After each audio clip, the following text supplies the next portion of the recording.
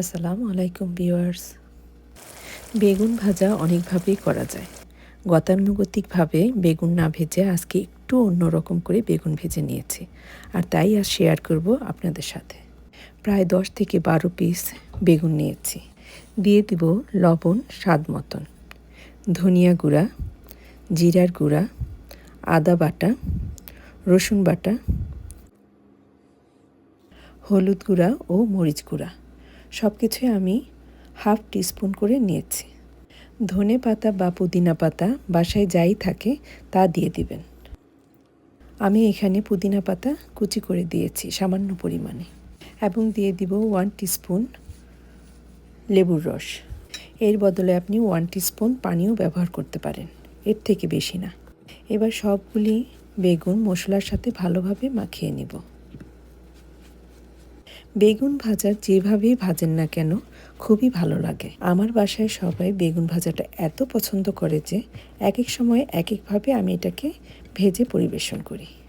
এবার মশলাটা মাখিয়ে 4 থেকে 5 মিনিট অপেক্ষা করব যেন লবণ ও মশলা বেগুনের সাথে খুব ভালোভাবে মিশে যায়। 4 থেকে 5 মিনিট পর বেগুনগুলিকে এবার কোট করে নিব। তাই 2টি ডিম সামান্য লবণ দিয়ে ফেটে নিয়েছি। এবার বেগুনগুলি ডিমের সাথে কোট করে নিব এবং ব্রেড ক্রাম্বসের সাথে গড়িয়ে নিব। পাতলা করে কোটটা করবেন, কারণ বেগুনের যে স্বাদ তা অনুভব হবে এবং খেতেও ভালো লাগবে। সবগুলি বেগুন একই প্রসেসে কোট করে নিয়েছি। এবার ফ্রাই প্যানে পরিমাণ মতো তেল নিয়ে বেগুনগুলি ভেজে নেব। হালকা আছে অর্থাৎ মিডিয়াম টু লো হিটে রেখে 2 থেকে 3 মিনিট ভাজার পর হিটটা মিডিয়াম করে দিব এবং বেগুনটা উল্টিয়ে দিব এবং পছন্দ মতো কালার আসলেই নামিয়ে নেব। এই প্রসেসে বেগুন ভাজলে বেগুন তেমন একটা তেল অ্যাবজর্ব করতে পারে না, বাট বাইরে থেকে ক্রাঞ্চি এবং ভিতর থেকে সফট থাকে।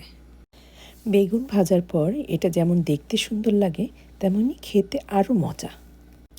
অতিথি আপ্যায়নে ডিফারেন্ট টাইপের এই বেগুন ভেজে প্রশংসার পাত্র হয়ে যান এবং শেয়ার ও এনজয় করুন।